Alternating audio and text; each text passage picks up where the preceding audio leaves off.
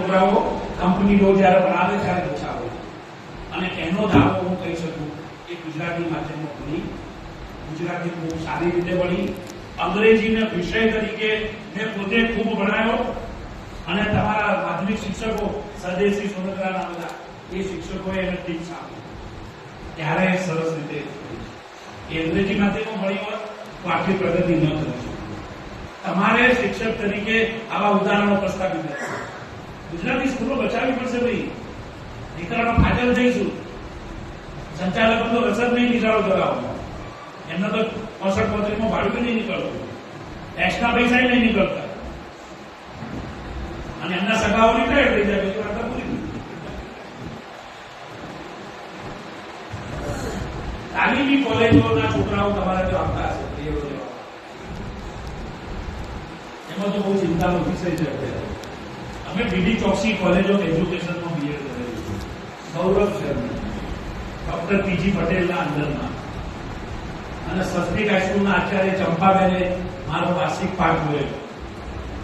નીરુભાઈ પટેલના વાઇફ, નામ આપણું છે રાજીવ બાપરા, રેલવે ફાટકની જોડે.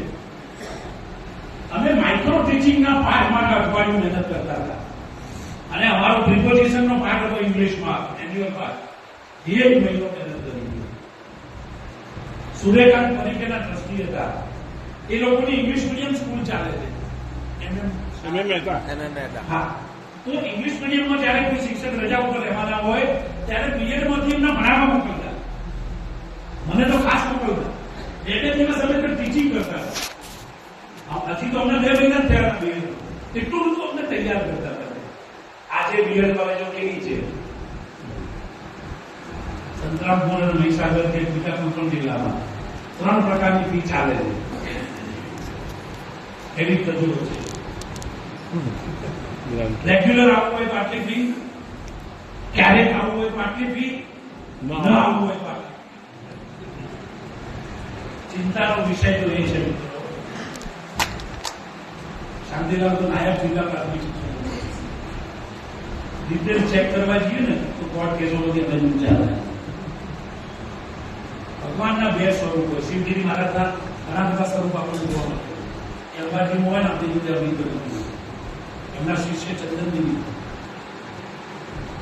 એમાં શિક્ષકો બીએડ કોલેજમાં પણ હાજર હોય અને કોઈ સેલ્ફ મેનેજમાં નોકરી કરતા હોય. કેટલી શક્તિ એમ.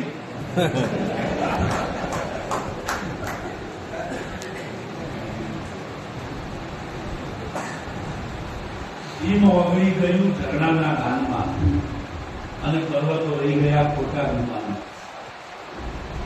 નોલેજ શેરિંગ કરતો મિત્રો.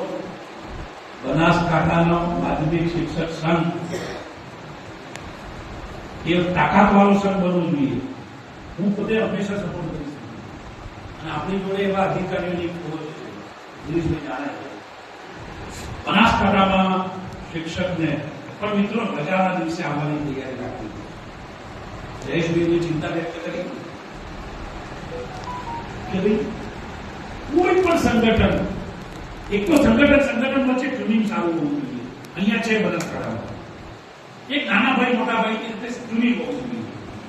અને કોઈ પણ સંગઠનના હોદ્દેદારની સ્કૂલમાંથી કોઈ પણ સંગઠનના કાર્યક્રમમાં માણસ જવો જોઈએ. ન જતો હોય તો નૈતિક રીતે જવાનો અધિકાર નથી. તમારી અહીં તો નિમંત્રક જ ગેરહાજર છે.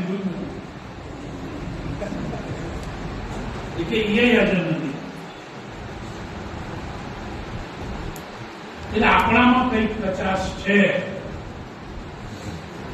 આપણે એવું આંતરિક સત્વ ઉભું કરવું પડશે. ઓફિસ ટાઈમ લાગે ના ભાઈ આપણી સંગઠન હંમેશા આપણી સાથે. રાજેન્દ્ર શુક્લની એક પંક્તિ છે, કોઈ હોદ્દેદારોમાં કોઈ અહમ પણ નહીં હોવું જોઈએ કે હું હતો તો આ થયું. આટલે પહોંચ્યા પછી એટલું સમજાય છે કે કોઈ કશું કરતું નથી, આ બધું તો થાય છે. આ ભાવ હોવો જોઈએ. આ ભાવ હોવો જોઈએ. રાજેન્દ્ર શુક્લ તમે જોયેલા છે, દાઢીવાળા કવિ, ભગવા કપડા પહેરે છે. એ દાહોદ કોલેજના પ્રોફેસર હતા. એના વિશે એક વસ્તુ જાણવા જેવી. એમના બંને બાળકો છે, દૈવત અને જાગૃત. એ બંને કોઈ નિશાળ ગયા, એના ઘરે એની મમ્મીએ પડાયા. 10 મિનિટ તબલા વગાડવાના 1 લાખ રૂપિયા લે છે. સપ્તકમાં તબલા વગાડે. એટલે એવું નહીં નિશાળ હોય તો બાળકો ભણે. જય વસાવડા કોઈ નિશાળમાં ગયો નથી. મારી લાઇબ્રેરીમાં 32 પુસ્તક એના છે. અને જય કોઈ પણ નવું પુસ્તક લખે મને મોકલે. વિદ્યાપીઠના કુલપતિ હતા નારાયણ દેસાઈ. આમ સાંભળ્યું છે? એ ગાંધીજીના જે અંતેવાસી હતા માધવભાઈ દેસાઈ, એના પુત્ર હતા. એ કોઈ સ્કૂલમાં ભણ્યા જ નથી. કેમ કે ગાંધીજીની જોડે જોડે ફરતા હતા, છતાંય વિદ્યાપીઠના કુલપતિ બન્યા. વિદ્યા વાચસ્પતિની ડિગ્રી એ આપે. એટલે નિશાળમાં ભણે તો જ બાળકની પ્રગતિ થાય, તો જ એ નોલેજ વાળો બની શકે. આ એક ગેરસમજમાં પણ દૂર રહેવાની જરૂર છે. ત્યારે રાજેશ વ્યાસ મિસ્કિનની પણ સારી બનતી કે આબમાં કે દરિયાઓ એક પણ કેળી નથી. એનો મતલબ એ નથી કે કોઈએ સફર કેળી નથી. છેલ્લે મુસાફિર પાલનપુરીને યાદ કરી મારી વાત પૂરી કરીશ. ઓછા ઓડિયન્સના કારણે ઓછી વાત કરી છે. દિવાલો કે કચ્છે લોગો કે સચ્ચે. ઇલિયાસ, દિવાલો કે કચ્છે લોગો કે સચ્ચે, ગીણોને જો બેઠું તો માથે ઘણે રહે. ઘણી હોશ થી ને ઘણે તે ભરોસે, મગર ભરોસો કે બેસો ને પાડે.